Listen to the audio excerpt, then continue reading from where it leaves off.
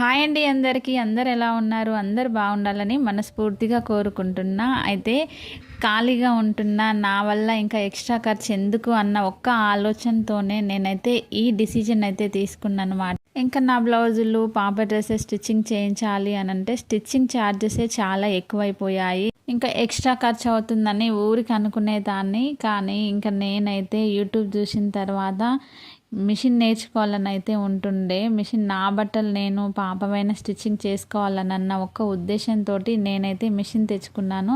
Machine తెచ్చుకున్నాక ఒక 2-3 years దాకా కూడా నేను స్టిచ్చింగ్ చేయలేదన్నమాట. ఎంత మంచి కుట్టాలన్నా ఏదో ఒకటి పోతుంది. ఇంకా బయట వాళ్ళ ఏం కుడతా, నావి నేనైనా కుట్టుకుంటాలే అని ఏదో అప్పుడప్పుడు ఇలా స్టిచ్చింగ్ చేసుకునేదాన్ని.